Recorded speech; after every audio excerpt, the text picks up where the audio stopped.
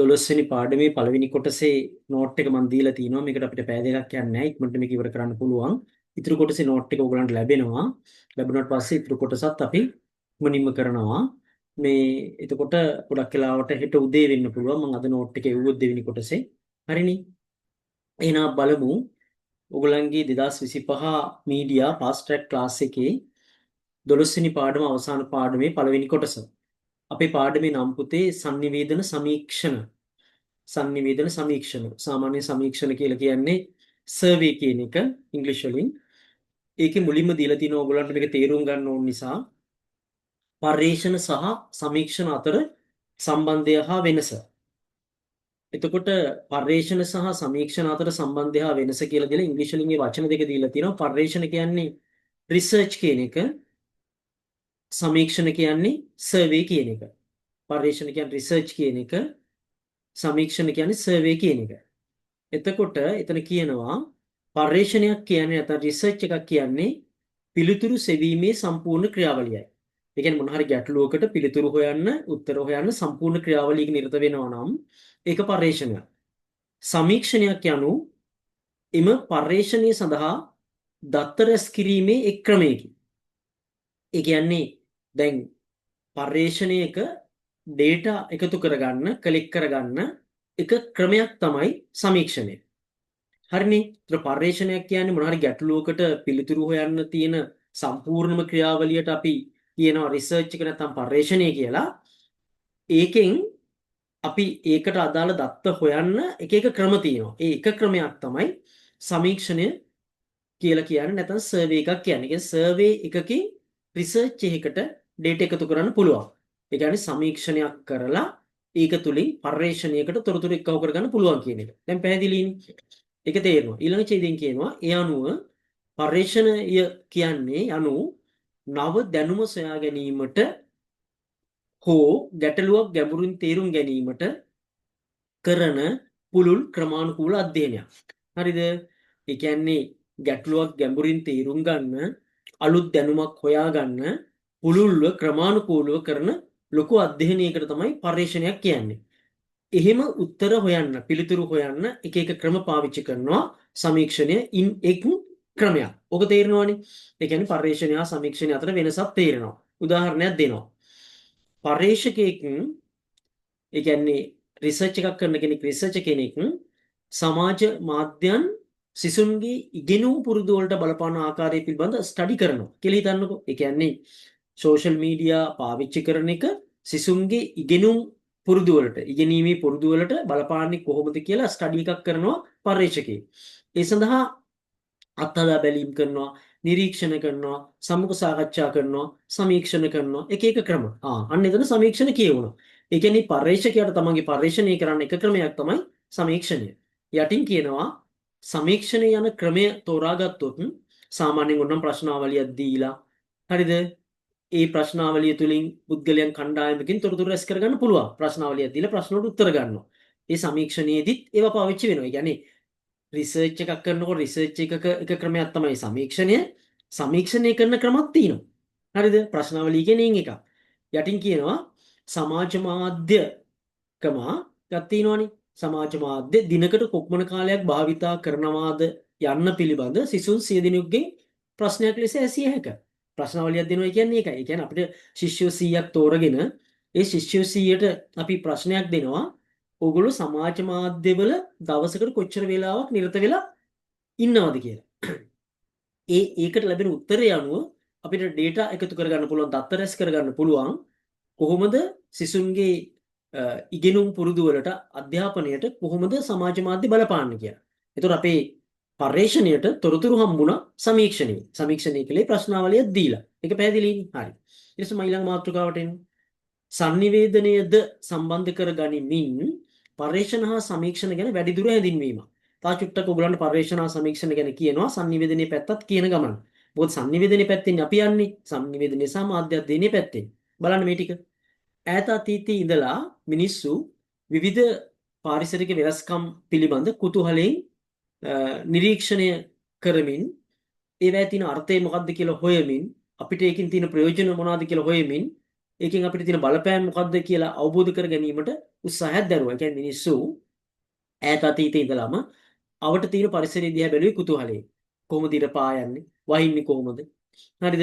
අහසක් කියලා එකක් තියෙනවා, පොළොවක් කියලා එකක් තියෙනවා, පොළොවේ ගස් හැදෙනවා. හරි ඒවා ගෙඩි හැදෙනවා, ඒවා කන්න පුළුවන් සමහර ඒවා. අන්න ඒ විදිහට මිනිස්සු කුතුහලයෙන් බැලුවා. ඉර දෙයියෝ කියලා කිව්වනේ නේ. ඒ කුතුහලයෙන් බලපු හින්දා.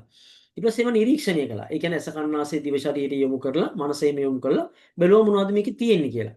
ඊට පස්සේ මිනිස්සු බැලුවා ඒකෙන් අපිට තියෙන අර්ථයන් මොනවද? ඒ කියන්නේ දැන් අපිට ඉර එළිය වැටෙනවම රෙද්දක් වේලා ගන්න පුළුවන්. අර්ථයක් තියෙනවා. ප්‍රයෝජන මොනවද? අපිට මොනවද තියෙන බලපෑම්. ගොඩක් අවුව පෑවුවාම දාඩිය දානවා. බලපෑම් මොනවද? වැස්සහම අපිට එළියේ ඉන්න අමාරුයි, තෙමෙනවා, ලෙඩ රෝග හැදෙනවා. ඔන්න බලපෑම්. ඒකේ ප්‍රතිඵලයක් විදියට මානව සමාජයේ මිනිස්සුන්ගේ සමාජයේ දියුණුවටපත් වුණා. ඒව තේරුම් අරගෙන ඒ අනුව ක්‍රියා කළා. එතකොට මිනිස්සු අවඩ සමාජයත් එක්ක පරිසරයත් එක්ක නැත්නම් ඒව ගැන සොයා බැලලා මේ ගමන් කරපු ක්‍රියාවලිය හින්දා අද වෙනකොට සයන්ස් විද්‍යාව කියලා එකක් හොයාගෙන ඒ සයන්ටිෆික් මෙතඩ් විද්‍යාත්මක ක්‍රමයේ පදනම් කරගෙන පර්යේෂණ ගොඩාක් කෙරෙනවා. රිසර්ච් කියන ඒවා ගොඩාක් කරනවා. ඒක සබ්ජෙක්ට් එකක්. විෂයක් ලෙස වර්ධනය වෙලා තියෙනවා මේ රිසර්ච් කියන්නේ. ඕනම තැනක තියෙනවා. මාධ්‍යවල ගත්තාම, මාධ්‍ය ආයතනවල ගත්තාම එහෙම රිසර්ච් තියෙනවා. ගොඩක් වෙලාට ඒ රිසර්ච් ලොකු ඒවාම නෙමෙයි.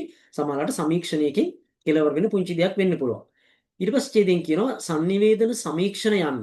sannivedanaye පැත්තෙන් සමීක්ෂණයක් නැත්තම් sannivedanaye පැත්තෙන් සර්වේ එකක් කියලා කියන්නේ ඒක අවබෝධ කර ගන්නකොට උගන්ඩයි පර්යේෂණ කියන ලොකු ලොකු විෂය තේරුම් ගන්න ඕනේ. පර්යේෂණ කියන ලොකු විෂය ඇතුලේ තමයි සමීක්ෂණය කියන ක්‍රමය තියෙන්නේ. ඉංග්‍රීසි භාෂාවෙන් ඉංග්‍රීසි වලින් රිසර්ච් කියලා කියන්නේ ඒ කියන්නේ පර්යේෂණය කියලා කියන්නේ නැවත සෙවීම කියන අර්ථය. නැවත සෙවීම. ඒක හරිනේ. ඒතකොට රිසර්ච් කියන එකේ නැවත සෙවීම කියන අර්ථය තියෙනවා. ඒකේ තව ටිකක් විස්තර කරලා ගන්න ඕනේ. ඒ අනුව පර්යේෂණය කියන එකෙන් කිසියම් දෙයක් හරි මොනවාරි සිද්ධියක් හරි ගැන විමසන හොයනවා. සත්‍යතාවය ඔප්පු කර ගැනීම සඳහා මොනවා හරි ක්‍රියාවලියක් කරනවා. අන්න ඒක රිසර්ච්.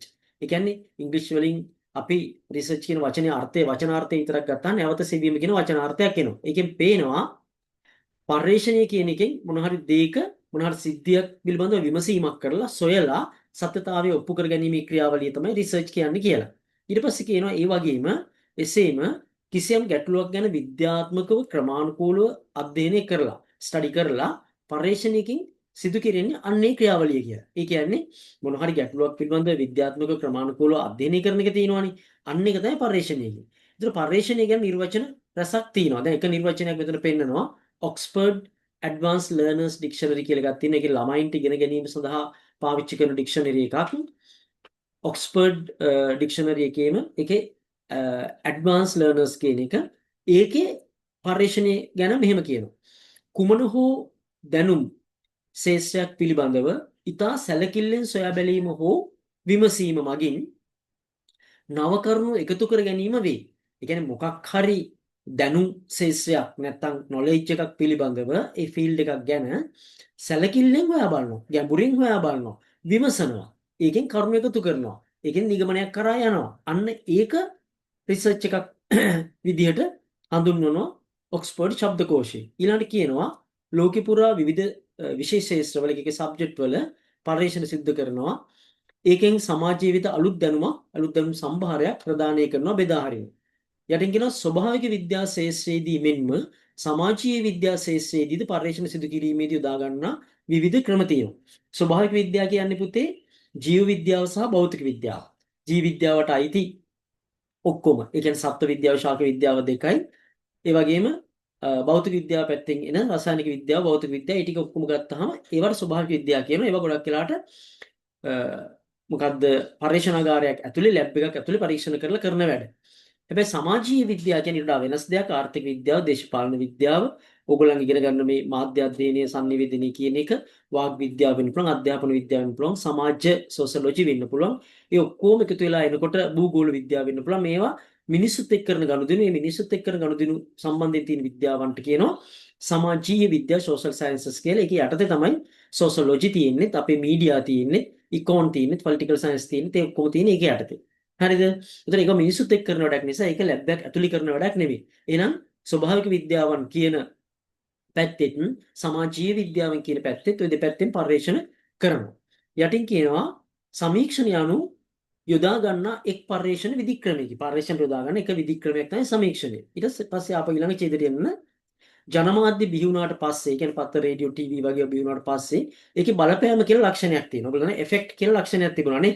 ඒ ජනමාධ්‍ය බිහි වුණාට පස්සේ sannivedana ක්‍රියාවලිය දිහා බැලුවම බලපෑම කියලා ලක්ෂණයක් තිබුණානේ. එෆෙක්ට් කියලා. අන්නේ බලපෑම පුද්ගලයාටත් වුණා. සමාජයටත් බලපෑමක් වුණා. ඉතින් මේ බලපෑම කෙරෙහි කොහොමද බලපාන්නේ කියලා එක එක පරීක්ෂණ සිද්ධ වෙන්න පටන් ගත්තා. වඩා අවධානයට ලක් වුණා මේ ගැන පරීක්ෂණ කරන්න ඕනි කියන එක. ඒ අනුව ඒ පරීක්ෂණ එක එක විද්‍යාවලින් වෙන්ව ස්වාධීනව මාධ්‍ය සඳහා විතරක් පරීක්ෂණ වෙනම සිද්ධ වුණා. ඒ කියන්නේ ලෝකේ ජනමාධ්‍ය සහ sannivedana කියන විෂය වෙනම විෂයක් බවට පත් වුණේ පස්සේනේ පුතේ. ඉස්සර ඒක මානව විද්‍යාවේ කෑල්ලක් විදිහට, ඉංග්‍රීසි වල කෑල්ලක් විදිහට නේද?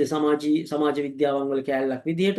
ඒ වගේ තමයි sannivedana සහ මාධ්‍ය තිබුණේ. පස්සේ ඒක වෙනම විෂයක් බවට පත් වෙනකොට වෙනම පරීක්ෂණ කරන්න පටන් ගත්තා.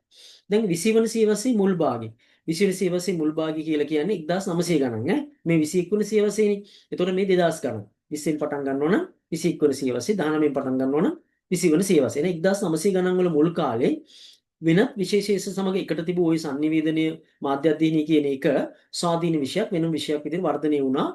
ඒකට මහත් පිටු බලයක් උදව්වක් සැපෙවුවා ඒ සම්බන්ධයෙන් කරපු පර්යේෂණ. විද්වත්තු විසින් ඒ විෂය සම්බන්ධයෙන් විවිධ පර්යේෂණ, ඒ වගේම පර්යේෂණ ඇතුළේ විවිධ ක්‍රම යොදාගෙන සමීක්ෂණ වගේ දේවල් කළා. ඊට පස්සේ කියනවා සමාජයේ ගොඩක් විවිධ සිද්ධි වුණා, විවිධ ගැටලු තියෙනවා. එතකොට ඒ විවිධ සිද්ධි ගැන, විවිධ ගැටලු ගැන විවිධ අය දරන අදහස් තියෙනවා. ඒවා එකිනෙකට වෙනස්. එක්කෙනෙක් ධනාත්මක අදහසක් දරනකොට තව කෙනෙක් ඍණාත්මක අදහසක් දරන්න පුළුවන්. ඒ කියන්නේ ඒක හොඳයි කියන්න පුළුවන්, ඒක නරකයි කියන්න පුළුවන්. සමහර අය හොඳත් නෑ නරකත් නෑ කියලා මැද අදහසක ඉන්නත් පුළුවන්. කොහොම හරි කිසිම අදහසක් නැති කට්ටියකුත් ඉන්න පුළුවන්. ඉතින් ඕවා දැනගන්න නම් අපි අනිවාර්යයෙන් සමීක්ෂණ කරන්න ඕනේ. ඒ කියන්නේ පර්යේෂණයක් කරලා ඒ පර්යේෂණීය ක්‍රමයක් විදිහට සමීක්ෂණ වලට අපි යන්න ඕනේ. හරි.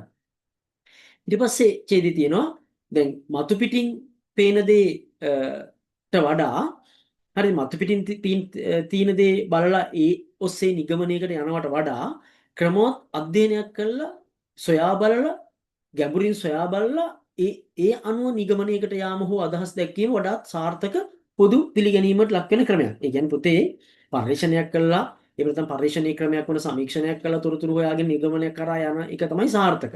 නිකාම් ඔය දෙයක් දිහා බලලා ඒක කියලා හරියන්නේ නැහැ. නේද? මොකක් හරි දැන් උදාහරණයක් වුණා සරල එකක් මම කියන්නම්. දැන් අපි හිතමු ඕගොල්ලෝ ගෙදර ඉන්නකොට දකින්නවා ගමේ මිනිස්සු කීප දෙනෙක් මෙහෙම පාර දිගේ යනවා. ඉතින් ඕගොල්ලෝ කිසිම දෙයක් හොයන්න බලන්නේ නැතුව කියනවා මේගොල්ලෝ යනවා ඇති පියාඹන පිරිසක් ඇවිල්ලා ඒක අර ග්‍රවුන්ඩ් එකට වැටලා එතනට තමයි යනවා ඇති කියලා. කිසිම දෙයක් හොයන්න බලන්නේ නැතුව නිගමනයකට ආවනේ. එහෙම නෙමෙයි. ඒගොල්ලන්ගෙන් අහන්න කොහෙද යන්නේ කියලා. එක්කෙනකින් අහනවා යා කියනවා නෑ මෙතන මේ ශ්‍රම දානයක් තියෙන එකට යනවා අනිත් එක්කෙනා ඒකත් කියන ශ්‍රම දානට යනවා. ඔහොම ඇහුවට පස්සේ අපි නිගමනයකට එනවා මේගොල්ලෝ මේ ගමන් කරන්නේ ශ්‍රම දානයක් සඳහායි. අන්න හරි නිගමනය.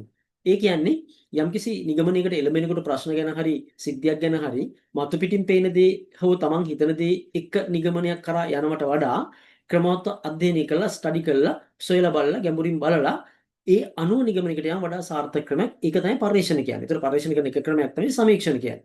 ඊළඟ ඡේදයෙන් කියනවා නූතන යුගයේ අලුත් යුගයේදී sannivedanaya කියන එක තුලින් මිනිසුන්ගේ ජීවිතේ විවිධ ක්‍රියාකාරකම් එක්ක ඒ sannivedanaya දැඩිව බැඳිලා පවතිනවා. හුස්ම ගන්නවත් බෑ sannivedanaya නැතුව. ඒ තරම් මිනිසුන්ගේ ජීවිතෙත් එක්ක sannivedanaya තියෙනවා. sannivedanaya කියන්නේ පත්ත radio TV social media new media විතරක් නෙමෙයි.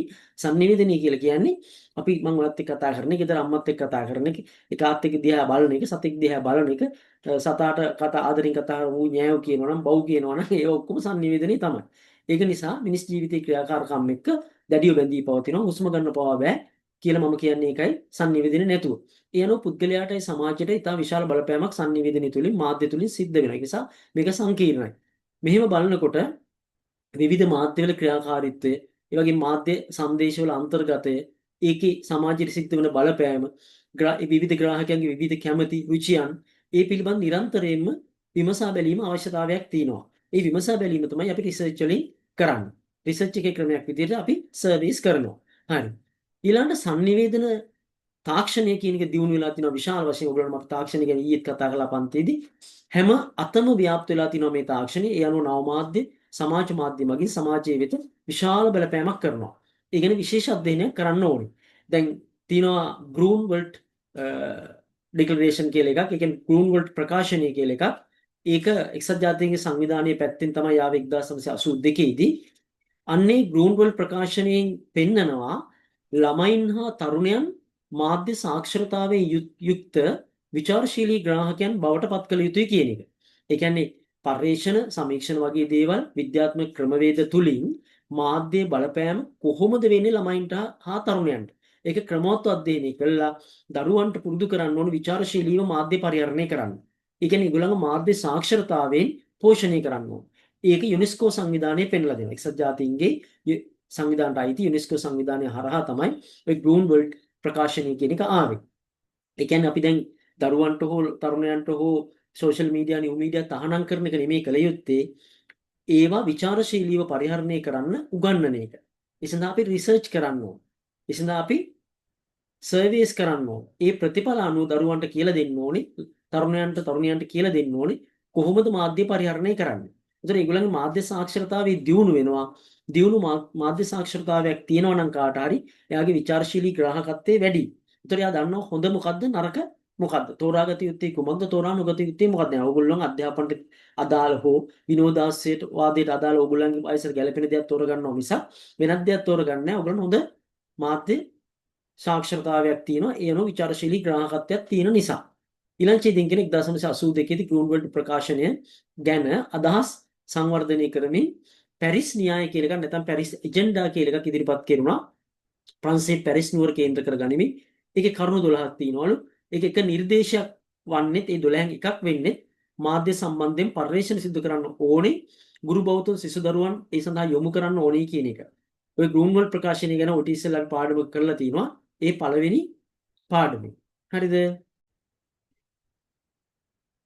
මම ඔයගලන්ට කිව්වේ පුතේ පළවෙනි පාඩමේදී අපි ඔය ග්‍රූන් වර්ල්ඩ් ප්‍රකාශනය ගැන කතා කරා කියන එක.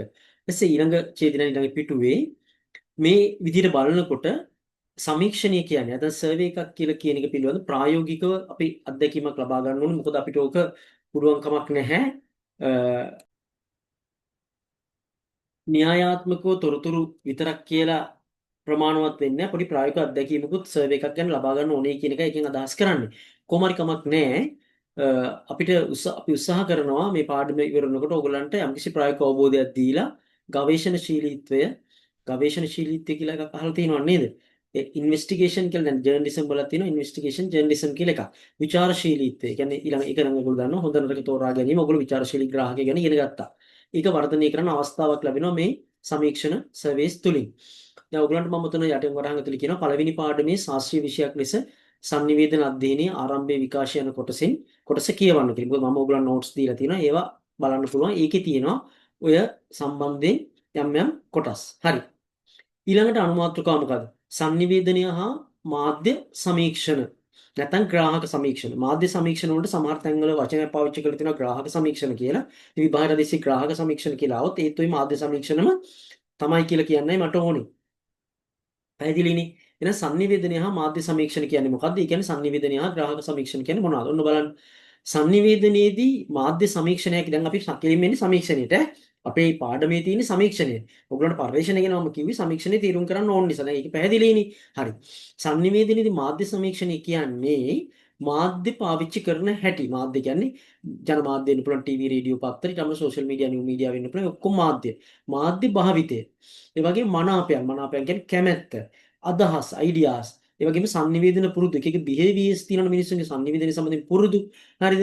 ඒ පුරුදු දිගටම යන්නත් පුළුවන්. එක ආකාරයෙන්ම හැසිරීම් තියෙනවා. ඒ පිළිබඳ ඒ පුද්ගලයන්ගෙන් තොරතුරු රැස් කරන්න පාවිච්චි කරන ක්‍රමයක්. හරිනේ. එහෙනම් මාධ්‍ය සමීක්ෂණය කියන්නේ මාධ්‍ය භාවිතයේදී කැමැති මොනවද අකමැති මොනවද මොකක්ද අදහස sannivedana පුරුදු මොනවද පුද්ගලයා sannivedana ගැන මාධ්‍ය ගැන හිතන්නේ මොනවද ඒ අදහස් ඒ තොරතුරු රැස් කරගන්න ක්‍රමයක් තමයි මාධ්‍ය සමීක්ෂණ කියලා කියන්නේ. ඒක දැන් තේරෙනවනේ.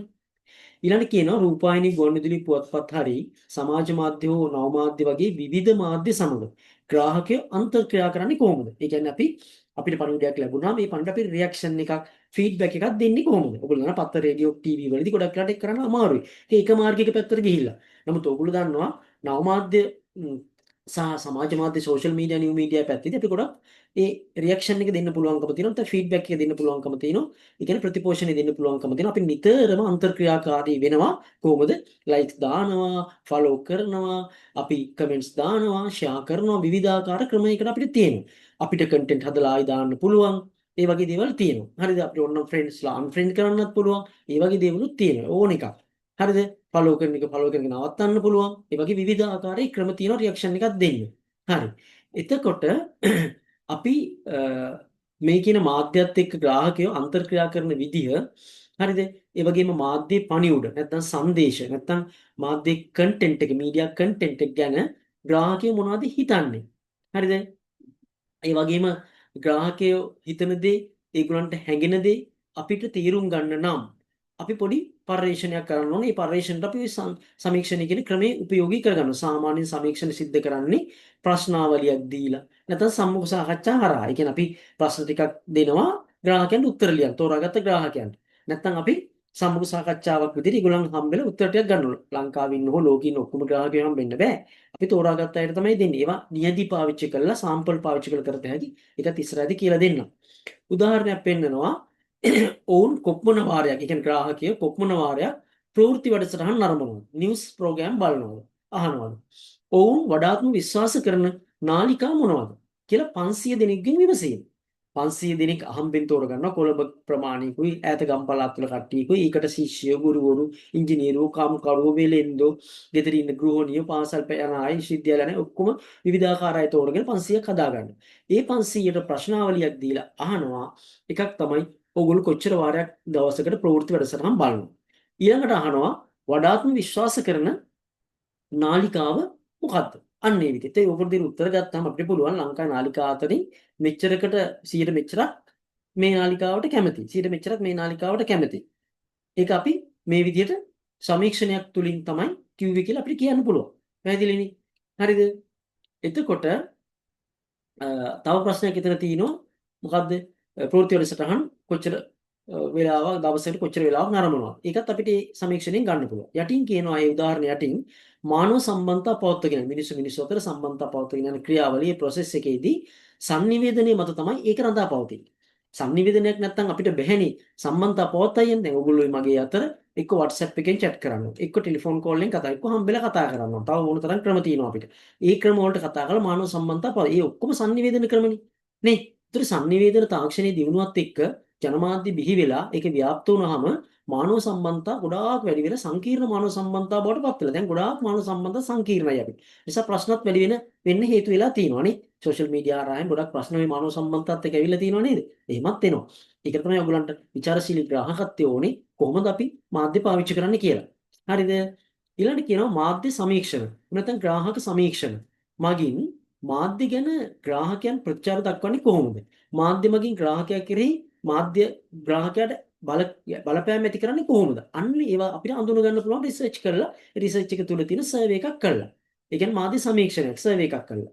ඊළඟට කියනවා මාධ්‍ය ගැන ග්‍රාහකයාගේ ප්‍රතිචාර කොහොමද කියලා හඳුනා ගන්නවා වගේම ග්‍රාහකයා කෙරේ ඇති කරන බලපෑම මොකක්ද කියලා හඳුනා ගන්න අපිට මේකෙන් පුළුවන් කියන එක කියනවා වගේම සම්ප්‍රදායික මාධ්‍ය ඒ කියන්නේ මුල් කාලේ තිබුණු ඔය ජනගී ජනනාට්‍ය වගේ දේවල් වෙන්න පුළුවන්. ඊට පස්සේ සම්ප්‍රදායික මාධ්‍ය වලින් පස්සේ ජනමාධ්‍ය ටීවී රේඩියෝ පත්තර වෙන්න පුළුවන්. දැන් අලුතෙන්ම නිව් මීඩියා සෝෂල් මීඩියා වෙන්න පුළුවන්. අන්නේ ඔක්කොම ශේෂ්ඨවලට මාධ්‍ය සමීක්ෂණ යොදා ගන්න පුළුවන්. ඒතර ග්‍රාහකත්වයේ කොහොමද? ඒ ග්‍රාහකත්වය කියන පාඨකයාද ශ්‍රාවකයාද නරඹන්නාද ප්‍රේක්ෂකයා පරිශීලකයා ඔක්කොම ග්‍රාහකයෝනේ. ඒගොල්ලෝ දත්තදායකයෝ බවට පත් කරගන්නවා. ඒ කියන්නේ දත්ත ලබා දෙන අය බවට පත් කරගන්නවා. එහෙම සහභාගී කරගෙන අපිට සමීක්ෂණ කරන්න පුළුවන්. ඊට පස්සේ කියනවා මාධ්‍ය සමීක්ෂණ වලින් sannivedakaya ඒ කියන්නේ කමියුනිකේටර් ඊට පස්සේ නාලිකාව නැත්නම් channel එක නැත්නම් මීඩියා එක සංදේශය හරිද ඒ කියන්නේ මෙසේජ් එක පණිවුඩය ඊට ග්‍රාහකයා රිසීවර් නැත්නම් ඔඩියන්ස් එක බලපෑම ඉෆෙක්ට් එක ඔය ආදී වශයෙන් ඕනම දෙයක් හොයන්න පුළුවන් හරිද ඒතකොට ඒ හැම දෙයකම තත්ත්වය මොකද්ද ජනප්‍රියත්වය කොහොමද ක්වොලිටි ගුණාත්මක භාවය කොහොමද ඇට්‍රැක්ෂන් එක ආකර්ෂණීයද තාක්ෂණික භාවිතය ටෙක්නොලොජි කොහොමද ඒකේ සමාජ බලපෑම ඒ කියන්නේ සොසයිටියට කොහොමද ඉෆෙක්ට් එක අන්නේ විදිහට ග්‍රාහකයාගේ කැමැත්ත අදහස් මතවාද යෝජනා ඔක්කොම ලබා ගන්න පුළුවන් අපිට මාධ්‍ය සමීක්ෂණයකදී.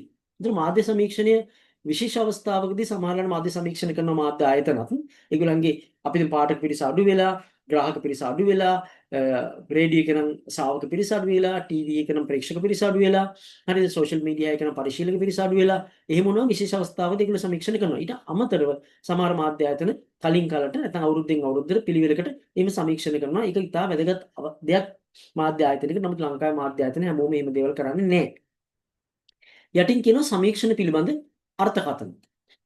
මොකද්ද? සමීක්ෂණ පිළිබඳ අර්ථකථන කීපයක් කියනවා. සමීක්ෂණ පිළිබඳ එක අර්ථකථනයක් ඔක්ස්ෆර්ඩ් ශිෂ්‍ය ශබ්දකෝෂය. අර ඉස්සෙල්ලත් මම කිව්වේ ඔක්ස්ෆර්ඩ් ලර්නර්ස් ඩික්ෂනරි එකේ ශිෂ්‍ය ඒකේ කියනවා මෙහෙම අර්ථකථනයක් සමීක්ෂණ ගැන. සමීක්ෂණ කියන්නේ මොකද්ද?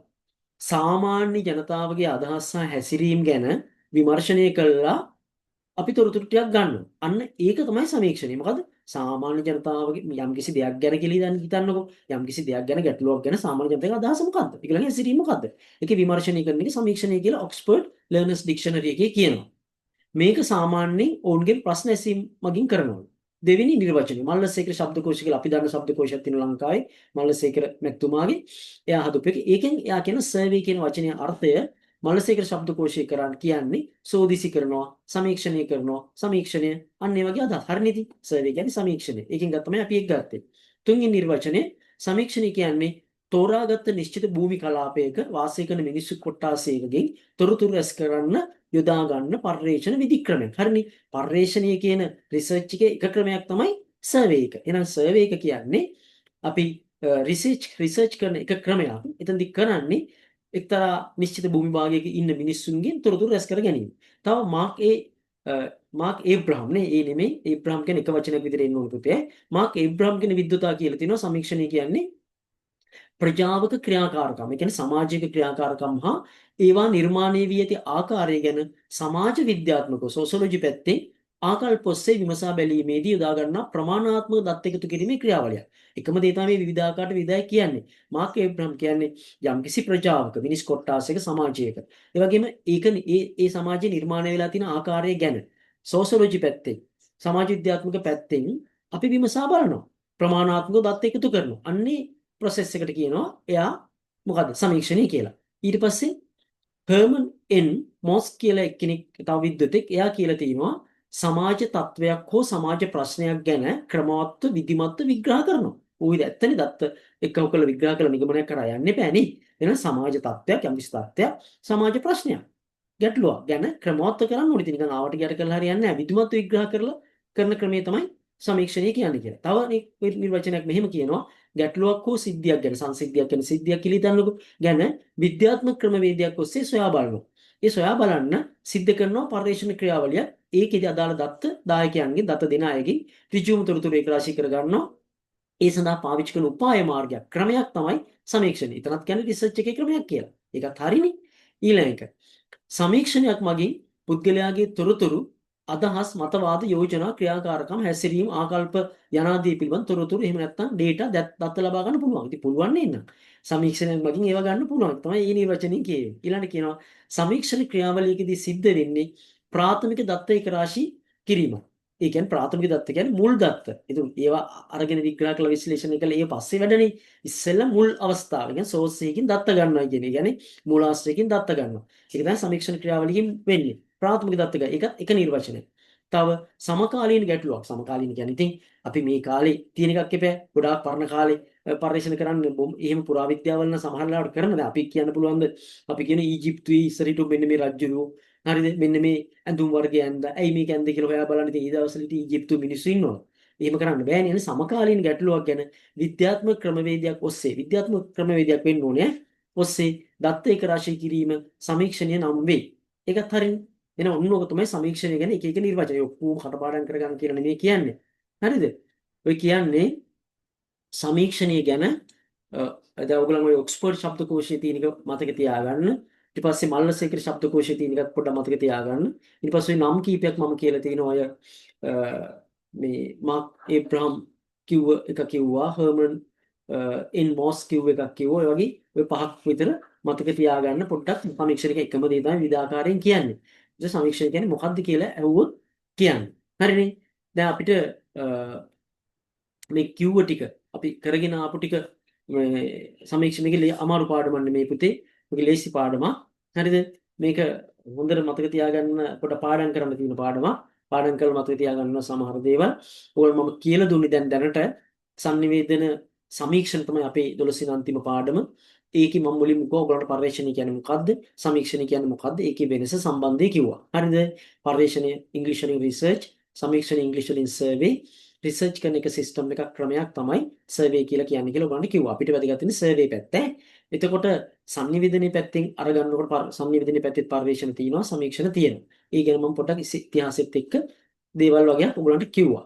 කියාගෙන ගිහිල්ලා කිව්වා ඔය සංනිවේදනය කියන එකයි මාධ්‍ය සමීක්ෂණ ඇයි අතරේ සම්බන්ධයක් තියෙනවා. නැත්නම් මාධ්‍ය සමීක්ෂණ වල තව නමක් කියනවා ග්‍රාහක සමීක්ෂණ කියලා. එහෙම කියන්නත් පුළුවන් කියලා කිව්වා. එහෙම කියලා සමීක්ෂණ ගැන අර්ථකථන කීපයක් තමයි ඔය අවසාන වශයෙන් මම ඔයගලන්ට දුන්නේ. ඒතර අපිට ඒකෙන් තේරෙනවා පර්යේෂණයක් කරලා යම්කිසි ගැටලුවක් ගැන, තත්ත්වයක් ගැන, සිද්ධියක් ගැන තොරතුරු ගන්න. ඒ තොරතුරු ගන්නකොට අපි එකේ ක්‍රම පාවිච්චි කරනවා. ඒක ක්‍රමයක් තමයි සමීක්ෂණයේ සර්වේ එක. සර්වේ එකක් කරනකොටත් අපිට ප්‍රශ්නාවලියක් දීලා අහන්න, සම්මුඛ පරීක්ෂණ ක්‍රමයෙන් අහන්න, සම්මුඛ වෙලා අපිට ප්‍රශ්න අහලා උත්තර ගන්න. එහෙම ක්‍රම තියෙනවා කියලා තමයි එතන කියුනේ. පැහැදිලිද? එතකොට ඒ අර්ථකථන වලදී මම අර්ථකථන ඔය ඔක්ස්ෆර්ඩ් එකේ තියෙන අර්ථකථනයේ මල්ලසේකර ශබ්දකෝෂයේ තියෙන අර්ථකථනයේ සාමාන්‍ය ඔයගොල්ලෝ වචනයක තේරුමක් දැනගන්න ඕන ශබ්දකෝෂයක් බලන්න ඕන. ඒ ශබ්දකෝෂයෙන් වචනේ තේරුම දෙනවා. දැන් සිංහලෙන් නම් මල්ලසේකර ශබ්දකෝෂයෙන් දෙනවා. ඒගොල්ලන්ට තියෙනවානේ. ඉංග්‍රීසි වලින් නම් ඉතින් ඉංග්‍රීසි බලන්න ඕන නම් ඔක්ස්ෆර්ඩ් වගේ ශබ්දකෝෂයක් බලන්න ඕන. නැත්නම් සිංහල ඉංග්‍රීසි වගේ බලන්න ඕන නම් තමයි මල්ලසේකර ශබ්දකෝෂයෙන් ඒක බලන්න වෙන්නේ. නමුත් මල්ලසේකර ශබ්දකෝෂේ අපේ රිසර්ච් කරන ඉංග්‍රීසි වචනේ සිංහල තේරුම මේ ඉංග්‍රීසි සිංහල විදිහට දීලා තියෙනවා. පැහැදිලිනේ? හරි. දැන් ඔයගලන්ට මම මේ මොකද්ද මේ කනෙක්ෂන් එක මෙතනින් නවත්තලා ඊළඟ කනෙක්ෂන් එකේ විනාඩියකින් ඔයගොල්ලෝ එන්න ආපහු ඒකෙන්ම එකතු වෙන්න පුළුවන් ඔයගලන්ට.